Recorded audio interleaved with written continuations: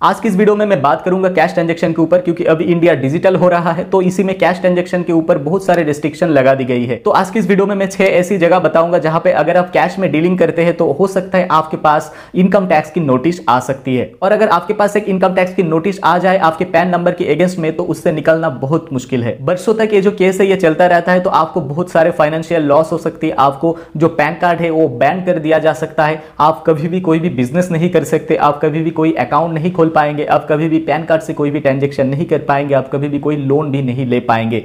तो आपको यह जानना बहुत ही जरूरी है कि कहां पे आपको कितना तक कैश ट्रांजैक्शन करना चाहिए। तो गाइस, वीडियो में आगे बढ़ने से पहले आप अगर चैनल पे नए हो तो प्लीज एक बार सब्सक्राइब कर दीजिएगा। साथ ही साथ अगर आप बैंकिंग और फाइनेंस से रिलेटेड कोई भी टॉपिक मुझे सजेस्ट करना चाहते हो जिसके ऊपर आपको एक डेडिकेटेड वीडियो चाहिए तो प्लीज इस वीडियो के कमेंट सेक्शन पे आप बताना और साथ में आपका पूरा नाम भी वहां पे मेंशन करना, ताकि जब मैं वहां से कोई भी एक टॉपिक उठा के एक वीडियो बनाऊं तो आपका नाम भी उस वीडियो में मेंशन कर सकूं। तो गाइस, मैंने पहले ही बताया था कि इस वीडियो में मैं आपको 6 ऐसी जगह बताऊंगा जहां पे अगर आपको कैश ट्रांजैक्शन करना है तो आपको बहुत सोच समझ के करना चाहिए। तो उसमें से पहला नंबर पे है cash transaction in fixed deposit. मतलब ऐसा भी होता है कि आपको अगर जिस बैंक में फिक्स्ड डिपॉजिट करना है, हो सकता है उस बैंक में आपका कोई भी अकाउंट नहीं है, हो सकता है उस बैंक में आपका अकाउंट है लेकिन फिर भी आप कैश डिपॉजिट करके फिक्स्ड डिपॉजिट करना चाहते हो, मतलब डायरेक्ट आप फिक्स्ड डिपॉजिट कैश से ओपन करना चाहते हो। ऐसा भी होता है कि अगर आपका कोई भी बैंक में अकाउंट नहीं है लेकिन उस बैंक का जो इंटरेस्ट रेट है वो काफी ज्यादा है, तो आपको उस बैंक में फिक्स्ड डिपॉजिट करानी है लेकिन आपको अकाउंट नहीं खोलना है। तो इसमें क्या होता है, आपको कैश डिपॉजिट करके आपको फिक्स्ड डिपॉजिट करना होता है या फिर चेक देके आप फिक्स्ड डिपॉजिट कर सकते हो। तो यहां पर आपको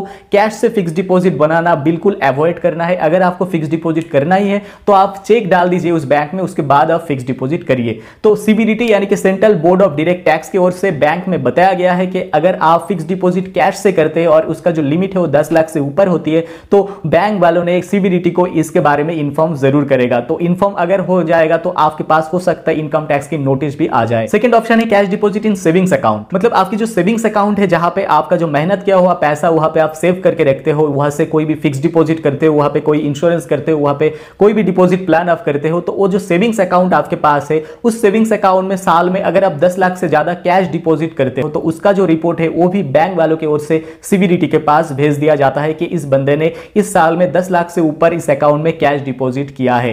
तो कभी भी ये आप बिल्कुल मत करिए कि आपकी जो सेविंग्स अकाउंट है उस सेविंग्स अकाउंट में 10 लाख से ज्यादा आप कैश एक फाइनेंशियल ईयर में बिल्कुल जमा मत करिए। साथ ही साथ ये भी मैं आपको बता दूं कि अगर आप कैश डिपॉजिट एक साल में 10 लाख से ज्यादा करती है तो इसका मतलब ये नहीं कि आपके पास डेफिनेटली इनकम टैक्स की नोटिस आ जाएगा, लेकिन इस बात का आपको ध्यान रखना है कि एक सिंगल ट्रांजैक्शन पे आपको कभी भी 10 लाख के ऊपर कैश डिपॉजिट नहीं करना है। तो वो आपके इनकम टैक्स के ऊपर बहुत ज्यादा इफेक्ट आ जाती है। आपके पास जो नोटिस है इनकम टैक्स की वो आने का चांसेस 4 गुना बढ़ जाती है। तो आपको अगर जरूरत है तो आप कैश ट्रांजैक्शन करिए, लेकिन एक बार में आप 10 लाख से कम करिए और पूरा साल में आप देखिए, अगर हो सकता है तो 10 लाख से कम ही आप करिए ताकि आपको आगे जाके कोई प्रॉब्लम ना हो। 3 नंबर पे cash deposit in credit card bill payment. मतलब आप अगर एक क्रेडिट कार्ड यूज करते हैं और उस क्रेडिट कार्ड का बिल आप कैश में जमा करते हैं हर वक्त, तो ऐसा आप बिल्कुल मत करिए, क्योंकि कैश में अगर आप क्रेडिट कार्ड का बिल पेमेंट करते हैं तो इसमें भी सीबीडीटी का रिस्ट्रिक्शन लगा हुआ है कि 10 लाख के ऊपर अगर कैश क्रेडिट कार्ड में एक साल में जमा होती है कैश में तो उसका भी जो डिटेल्स है वो इनकम टैक्स में ऑटोमेटिकली चला जाता है। तो इसमें भी ऑप्शन है कि आपके पास इनकम टैक्स की नोटिस आ सकती है। तो अगर आप क्रेडिट कार्ड यूज करते हैं और आपको क्रेडिट कार्ड का बिल पेमेंट करना है तो अभी बहुत सारे थर्ड पार्टी ऐप आ चुका है जहां से आप क्रेडिट कार्ड का बिल कोई भी अकाउंट के थ्रू पे कर सकते हैं, या फिर आपका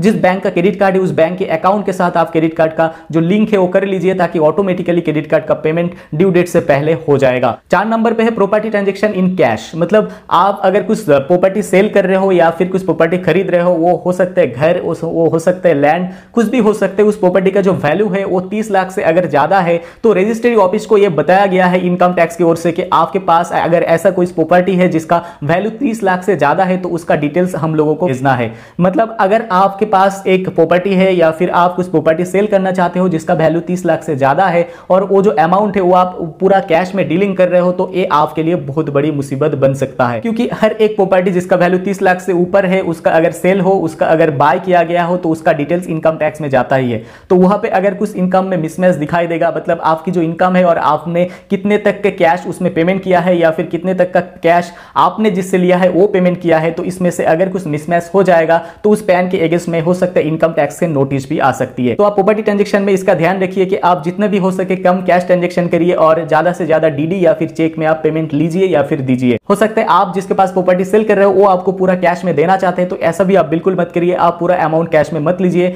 साथ ही साथ वो भी प्रॉब्लम में आ जाएगा और आपको भी प्रॉब्लम में वो डाल देगा। 5 नंबर पे है cash transaction in mutual fund, share, bond, dividend. ये जो सारे शेयर रिलेटेड प्रोडक्ट है, इसमें आप कभी भी कैश से डीलिंग मत करिए। आपकी जो अकाउंट है उस अकाउंट से आप डील करिए। आपके पास जो शेयर ट्रेडिंग अकाउंट है या फिर आपके पास जो सेविंग्स अकाउंट है या फिर करंट अकाउंट है, वहां से आप डीलिंग करिए। वहां से आप चेक देके या फिर डीडी देके आप म्यूचुअल फंड, बॉन्ड या आपको जिस तरह का शेयर खरीदना है वो आप खरीदे, लेकिन शेयर मार्केट में आप कभी भी कैश से डीलिंग मत करिए। ऐसा भी होता है कि आपको कैश से भी आप म्यूचुअल फंड, बॉन्ड और डिविडेंड खरीद सकते हो। तो ऐसे अगर आप करते हो तो आपका जो डिटेल्स है वो पूरा इनकम टैक्स में चला जाता है, जिसका अमाउंट एक फाइनेंशियल ईयर में 10 लाख से ऊपर अगर चला जाता है तो हो सकता है आपके पास भी इनकम टैक्स की नोटिस आ सकती है। और 6 नंबर पे foreign exchange transaction in cash. मतलब आपको कहीं विदेश जाना है, आपको कहीं इंडिया से बाहर जाना है और आपको एक फॉरेक्स कार्ड चाहिए, वहां पे आपने पूरा कैश डाल दिया, 10 लाख 20 लाख पूरा डाल दिया। उसके बाद वो कैश आपने जो फॉरेक्स कार्ड है उसमें लोड करके आप आउट ऑफ इंडिया जा रहे हो, तो ऐसा भी आप बिल्कुल मत करिए। आपकी जो सेविंग्स अकाउंट है या फिर करंट अकाउंट में, वहां से आप कैश आपकी फॉरेक्स कार्ड में लोड करिए, या फिर आपका जो करेंसी हो वो एक्सचेंज करने में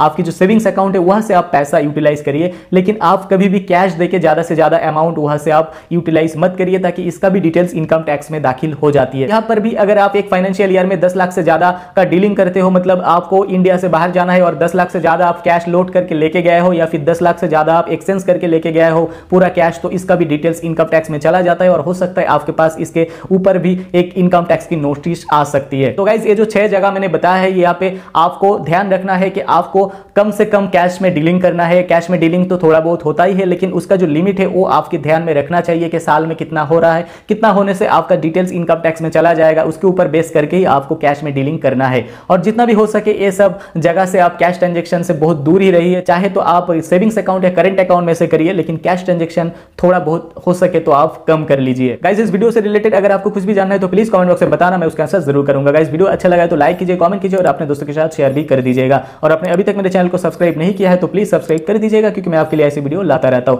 तो चलिए मिलते हैं अगले वीडियो पर, तब तक के लिए thank you, take care and bye.